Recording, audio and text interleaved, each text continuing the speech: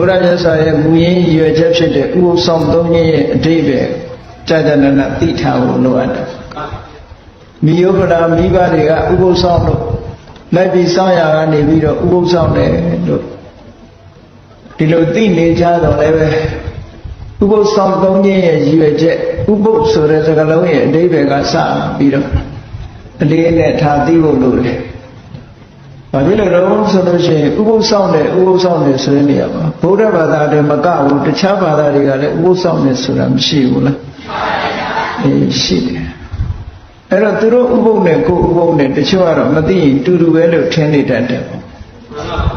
အနှစ်သာရပိုင်းမှာဥပုသ်ဆောင်ခြင်းရဲ့အနှစ်သာရပိုင်းကိုကြည့်ရတခါတရံကျတော့အတန်တူတော့လဲအဆံမတူဘူးဆိုတာအနှစ်သာရပိုင်းကကွာခြားမှုတွေအများကြီးရှိတတ်တယ်။တခြားဘာသာဝင်တွေမှာလည်းဥပုသ်ဆောင်တယ်သူတို့မှလည်းသူတို့ရည်ရွယ်ချက်တွေနဲ့ဥပုသ်ဆောင်သုံးတယ်ဆိုတာရှိမှာပေါ့။ဘုရားဘာသာဝင်သူတော်စင်တွေကိုတော့ဥပုသ်ဆောင်သုံးဖို့ဆိုပြီးတော့ရှေးအစဉ်လာရပြောရမယ်ဆိုလို့ရှိရင်လာဆန်းရှိရဲ့လာဆုပ်ရှိရဲ့လာပြီလာွယ်လို့တလမှာ၄ကရင်ဆိုပြီးတော့ဥပုသ်ဆောင်နေရှိကြအဲ့ဒီတလ၄ကရင်ဥပုသ်ဆောင်ရုံမြမကဘူးပဋိသာဂရဥပုသ်ဆိုတာရှိသေးတယ်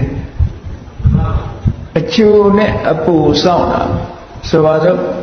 ဥပုသ်နေ့မရောက်ခင်တရက်ကကြုံပြီးတော့ဆောင်တယ်ဥပုသ်ထွက်တရက်ကိုဆောင်တယ်ဆိုတော့အကျိုးအပူနဲ့တကွာဆိုတော့လာဇန်9ရက်လာဇန်10ရက်လာဇန်9ရက်3ရက်လာပြီနေ့မှာဆိုလို့ရှိရင်လာပြီအဖိတ်နေ့လာပြီနေ့လာပြီကျော်1ရက်3ရက်ထို့တူပဲလာပြီကျော်10ရက်မှာလည်းပဲ3ရက်လာခွေနေ့မှာလည်း3ရက်ဆိုတလမှာ12ရက်လောက်စောင့်တယ်ဥပုသ်နော်အဲ့ဒါလို့အကျိုးအပေါ်နဲ့တကွာစောင့်တာပဋိသင်္ခါရဥပုသ်လို့ခေါ်တယ်ပေါ့ရှင်းသူတော်စင်တွေကအဲ့ဒါလို့ဥပုသ်ကိုစောင့်နေရှိကြတယ်မြန်မာနိုင်ငံမှာလည်းပဲရှေးပိုင်းခေတ်ကာလတွေမှာဆိုလို့ရှိရင်ဝါတွင်းကာလ3လလုံးလုံးဥပုသ်ဆောင်တယ်ဆိုတာမျိုးနဲ့လုပ်ကြရှေးသူတော်စင်တွေဝါတွင်း3လမှာနေ့စဉ်နဲ့အများသီလဆောက်တည်ပြီးတော့ဥပုသ်ဆောင်ရတယ်ပါတိဟာရိယပက္ခဥပုသ်တို့ပါတိဟာရိယဥပုသ်တို့ပဋိသာဂရဥပုသ်တို့ဒီလိုဥပုသ်ရက်တွေဟာတာမန်ရဲပြတာမကဘဲနဲ့တိုးချဲ့ပြီးတော့ဥပုသ်သီလကိုစောင့်တည်ကြတယ်ဒါကရဲနဲ့ပတ်သက်ပြီးတော့ရှေးရဆောင်အနည်းဆုံးတော့တလ၄သရင်ဆိုတာဥပုသ်ဆောင်လေးရှိကြတယ်ဥပုသ်ဆောင်တာဆိုတာဘုရုဇဉ်ပုဂ္ဂိုလ်တွေမှဥပုသ်ဆောင်တာမဟုတ်ဘူးမြတ်စွာဘုရားလက်ထက်တော်ခါကာလတုန်းကသောတပန်ဖြစ်တဲ့ဝိသခာကျောင်းမှာကြီးလို့လို့သောတပန်ပုဂ္ဂိုလ်တွေကလည်းပဲဥပုသ်ဆောင်ဥပုသ်ကိစ္စကိုမျက်မျက်နှုံနှုံထားပြီးသတင်းနေ့ဆိုရင်ဥပုသ်ဆောင်လေးရှိကြတယ်နော်ကဲဒါပြင်ကောင်းပြီဥပုသ်ဆိုတာဘာကိုပြောတာလဲလို့ဥပုသ်ဆိုတဲ့စကားလုံးကမြန်မာစကားစစ်မဟုတ်ဘူးပါဠိစကားဥပောသထဆိုတဲ့စကားလုံးကလာဥပောသထဆိုတာပုတ်ခွဲလိုက်တော့ဥပနဲ့ဝတ္တထဥပဆိုတာကျင့်စဉ်တရားနဲ့ပြည့်စုံပြီးတော့ဝတ္တထကျင့်သုံးနေထိုင်ခြင်းလို့ဒီလိုအိဗယ်ရဆိုပါစို့7ပါးသီလဆောက်တည်ပြီးတော့နေတယ်ဆိုတာကျင့်စဉ်တစ်ခုအဋ္ဌံပြီးတော့နေတာပဲဒီဥပုသ်ဆောင်တဲ့အတွင်းမှာဒီအင်္ဂါ7ပါးနဲ့အင်္ဂါ7ပါးထဲမှာပါတဲ့အချက်လက်တွေကို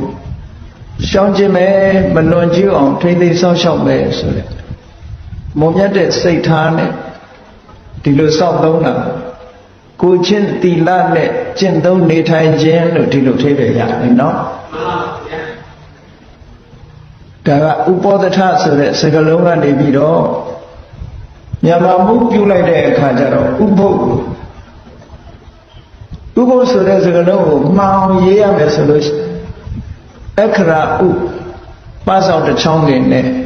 တကလေးနောက်ကတတ်ပြီးတော့ရေးရဥပုသ်ဒါဥပုသ်ဆောင်တယ်ဥပုသ်ဆိုတာကိုချင်းတရားတွေနဲ့နေတာကိုချင်းတရားတွေကိုချင်းသီလတွေကိုဥပုသ်စောင့်တယ်ဆိုတာအဲ့ဒီကိုချင်းသီလတွေကိုထိမ့်သိမ်းတာ မကြိုးမပေါက်မပြောင်းမကြားရအောင်ထိမ့်သိမ်းဆောက်ရှောက်တာလို့ဒီလိုအဓိပ္ပာယ်ရတယ်အဲ့တော့ဒီကလေးကမနေခင်ကလေးကရှစ်ပါးသီလကိုခံယူဆောက်တည်လိုက်ကြတယ်ဆောက်တည်တယ်ဆိုတာဒီအတိုင်းလိုက်နာမယ်လို့စိတ်ကိုဒုံဒုံချပြီးတော့သတ်မှတ်တာနော်ဒီကနေ့ဒီကဲမှာဆိုလို့ရှိရင်ဟောဒီအင်္ဂါ၈ပါးအတိုင်းဟောဒီစီကံတဲ့အတိုင်းငါလိုက်နာမယ်လို့ကိုစီကံချပြီးတော့ကိုယ်တို့နှလုံးသုံးပါးချုပ်တီးပြီးတော့စောင့်စည်းတဲ့သဘောအဓိကအပြင်ကာယကံနဲ့ဝစီကံနှစ်ခုထိမ့်သိမ်းဆောက်ရှောက်တဲ့သဘောဘာဖြစ်လို့ဒီလိုလုပ်ရတော့လို့ဆိုတော့ကာယကံကိုကျွလွန်မှုဝစီကံကျွလွန်မှုဆိုတာကတာမန်အားဖြင့်နေလိုက်လို့ရှိရင်လွယ်လွယ်ကူကူနဲ့ကျွလွန်ပြီးတတ်ကြတယ်အဲ့ဒီလွယ်လွယ်ကူကူနဲ့ကျွလွန်ပြီးတတ်တာတွေကိုမကျွလွန်ရအောင်လို့ဆိုပြီးတော့ထိမ့်သိမ်းဆောက်ရှောက်မှုတစ်ခုစီကံချပြီးတော့ထိမ့်သိမ်းဆောက်ရှောက်ပြီးတော့နေတာမျိုးဒီလိုဆိုတော့ဥပုသ်ဆောင်သုံးခြင်းရဲ့ရည်ရွယ်ချက်ကတော့လောဘတွေရောကြဖို့ဒေါသတွေရောကြဖို့မောဟတွေရောကြဆိုလိုတာကအကုသိုလ်တွေရောနေသွားပြီးတော့ကုသိုလ်ဘက်ကတိုးပွားအောင်အကျင့်တရားတစ်ခုဒီနေ့ဒီရဲ့အချိန်ကပ်တတ်ပြီးတော့ဆောင်သုံးကြအဲ့ဒီဆောင်သုံးတဲ့ဥပုသ်ရဲ့အကျိုးကလည်းပဲအမတန်မှကြီးမားတယ်မှန်မှန်ကန်ကန်ဆောင်သုံးလို့ရှိရင်ရရှိတဲ့အကျိုးကအမတန်မှကြီးမားတယ်တခြားဘာသာတွေမှာလည်းသူတို့နီးသူတို့ဟန်နဲ့ဥပုသ်ဆိုတာစောင့်ကြတယ်ဒါနဲ့ပတ်သက်ပြီးတော့ဘုန်းကြီးတို့ဥပုသ်လို့ဆိုလိုက်တာနဲ့တူတူပဲလို့ဒီလိုတော့မအောင်မေ့နဲ့အဲ့တော့ဘုရားဘာသာဝင်သူတော်ချင်းတွေဟာအဓိပ္ပာယ်ရှိဥပုသ်ဆောင်မယ်ဆိုရင်ဘယ်လိုဆောင်ရမလဲအဓိပ္ပာယ်ရှိသောဥပုသ်ဆောင်သည်မြတ်စွာဘုရားကဝိသခကျောင်းမကြီးတနေ့ကျတော့ကျောင်းလာပြီးတော့ဥပုသ်ဆောင်တယ်ဥပုသ်ဆောင်တဲ့နေ့ဝိသခမြတ်စွာဘုရားကမေးတယ်ဒီကနေ့ဘာလုပ်တာလဲလို့မေးတော့အရှင်ဘုရားတဲ့ဒီနေ့ဥပုသ်နေ့မို့တပြီးတော့ဥပုသ်ဆောင်ပါတယ်ကျောင်းလာတဲ့အခါမှာရှောက်ဥပုသ်နေ့မို့ဥပုသ်ဆောင်ပါတယ်လို့ဆိုတော့မြတ်စွာဘုရားကဥပုသ်၃မျိုးရှိတဲ့အကြောင်းရှင်းပြတယ်အဲ့ဒီနေရာမှာအသင်္တရံချင်းကွဲပြားခြားနားသွားပြီဆိုတာကိုသတိထားပါနော်ဥပုသ်ဆောင်ဆိုပေမဲ့လို့နာမည်အားဖြင့်ဥပုသ်ဆောင်တယ်လို့ဆိုပေမဲ့လို့အနိတ္တရဘိုင်းကွာခြားသွားလို့ရှိရင်အကျိုးပေးခြင်းဟာလည်းကွာခြားသွားနိုင်တယ်ဒါကြောင့်မို့လို့မှန်ကန်တဲ့နိလန်းတဲ့အဓိပ္ပာယ်ရှိဥပုသ်ဆောင်တတ်ဖို့ဟိုအရေးကြီးမြန်မာလူမျိုးတွေဘုရားဘာသာဝင်တွေဟာဥပုသ်နေ့ဥပုသ်ဆောင်ရတယ်ဥပုသ်ဆောင်တယ်ဆိုတာလူတိုင်းလည်းကြားဘူးတယ်ဆောင်လည်းဆောင်ကြသို့တော့ဥပုသ်ဆောင်ခြင်းရဲ့အနှစ်သာရအဓိပ္ပာယ်ရှိသိဖို့မတန်မှအရေးကြီးပါတယ်။ဘာဖြစ်လို့လဲဥပုသ်ဆောင်တာဘာသာရေးလုပ်ငန်းတစ်ခုလို့ဖြစ်ပြီးတော့အဲ့တော့မြတ်စွာဘုရားကဝိသခာကိုဥပုသ်၃မျိုးအကြောင်းရှင်းပြတယ်။နံပါတ်1ဥပုသ်ကနွားချောင်းသားရဲ့စိတ်ထားနဲ့နှိုင်းယှဉ်ပြီးတော့ပြောရတဲ့ဥပုသ်ဆောင်ပြီးတဲ့အဲ့ဒါကတစ်ခုအဲ့ဒါကိုပါဠိလိုဂောပါလကုပောဒထဂောပါလကဥပောဒထဂောပါလကဆိုတာနွားချောင်းသားဥပောဒထဆိုတာဥပုသ်နွားချောင်းသားဥပုသ်ဆိုတာနွားချောင်းသားတွေစောင့်တဲ့ဥပုသ်ကိုပြောတာမဟုတ်ဘူးနွားချောင်းသားရဲ့စိတ်နဲ့စိတ်ထားနဲ့နှိုင်းယှဉ်ပြီးတော့ပြောရတဲ့ဥပုသ်မျိုးလို့ဒီလိုဆိုလို့လေအဲ့တော့ဥပုသ်တယ်တွေဟာဥပုသ်ဆောင်ပြီဆိုလို့ရှိရင်မှန်ကန်တဲ့စိတ်ထားရှိဖို့ကျင့်သုံးတဲ့အခါမှာဤစနစ်ကြားနာဖို့အမြဲတမ်းအရေးကြီးတယ်ဆိုတော့ထင်ရှားဥပုသ်ဆောင်တယ်လို့ဆိုပြီးတော့မှန်ကန်တဲ့ရည်ရွယ်ချက်တွေမပြည့်ဘူးအတိတ်ပဲမရှိဘူးဆိုလို့ရှိရင်ထိုဥပုသ်ဆောင်ခြင်းရဲ့အကျိုးဟာများစွာရမှာမဟုတ်ဘူးဒါကြောင့်ဝိသခာကိုမြတ်စွာဘုရားရှင်းပြတဲ့နံပါတ်1ဥပုသ်ကနွားချောင်းသားရဲ့စိတ်ထားနဲ့နှိုင်းယှဉ်ပြီးတော့စောင့်နှိုင်းယှဉ်ရမယ့်ဥပုသ်မျိုးတဲ့ဥပုသ်ဆောင်ခြင်းမျိုးတစ်ခုနောက်တစ်ခုက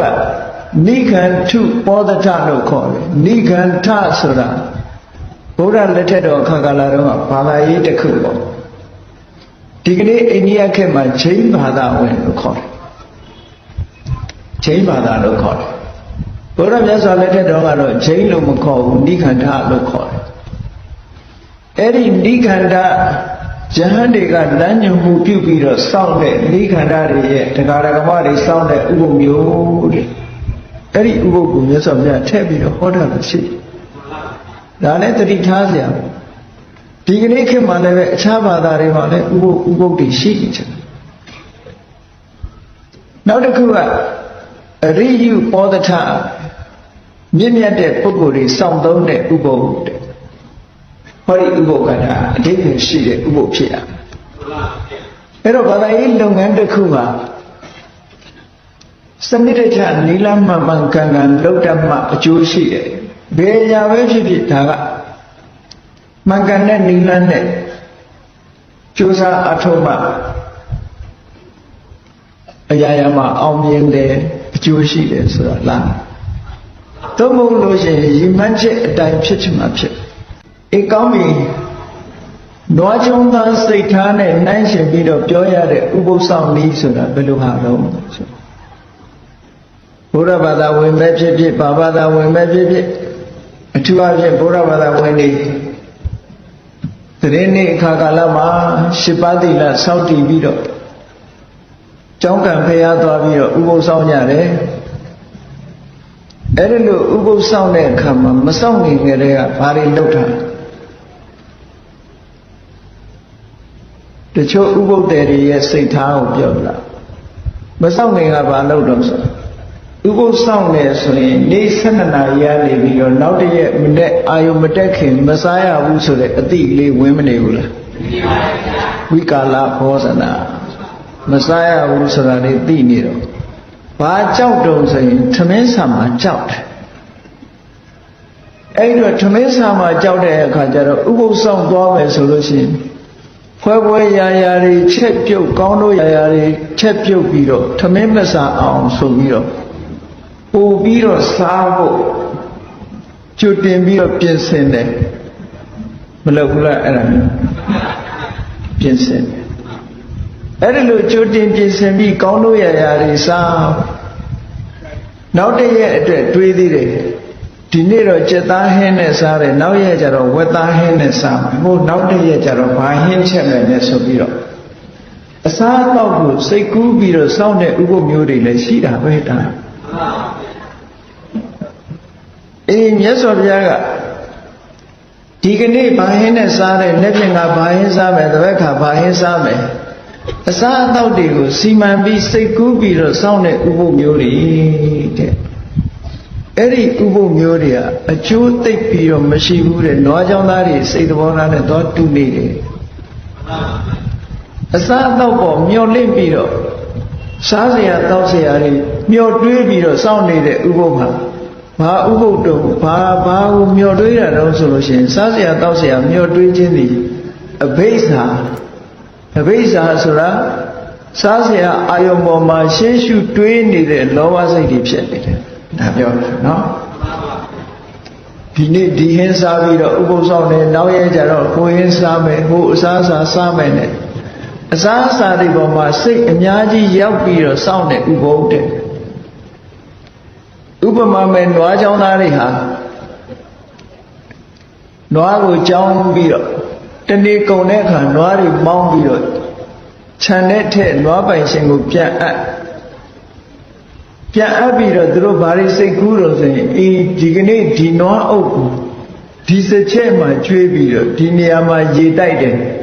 လက်ဖြင့်ကကြတော့တို့စချက်ပြောင်းရမယ်ဒီစချက်မဟုတ်တော့ဘူးနောက်ထပ်စချက်တနေရာပြောင်းပြီးတော့ဘယ်နေရာမှာရေတိုက်မယ်ဆိုရင်စီမံချက်တွေမချကြဘူးလားနွားချောင်းသားတွေဟာဒီကနေ့ဒီနေရာမှာနွားချောင်းနဲ့လက်ဖြင့်ကဟိုနေရာမှာကြောင်းမယ်ဆိုတဲ့စိတ်ကူးနဲ့နေတယ်လို့ပဲဥပုသ္တေဟာလည်းပဲဒီကနေ့ဒီဟင်းနဲ့စားတယ်လက်ဖြင့်ကကြတော့ဟိုဟင်းချက်မယ်ဟိုအစားအစာစားမယ်ဆိုပြီးတော့စားရေးတောက်တာကိုလုံးပန်းပြီးတော့စားရေးတောက်တာကိုသာတွေးတောပြီးတော့စောင့်တဲ့ဥပုပ်မျိုးဟာနွားချောင်းသားစိတ်သဘောထားနဲ့တူးနေသည့်အတွက်ကြောင့်မြတ်စွာဘုရားကအဲ့ဒါကို ကောပါလကုပောဒထာတဲ့နွားကြောင့်သားရဲ့စိတ်နဲ့နှိုင်းရှင်ပြီးတော့ပြောရမယ့်ဥပုသ်ဆောင်ခြင်းမျိုးလို့ခေါ်တယ်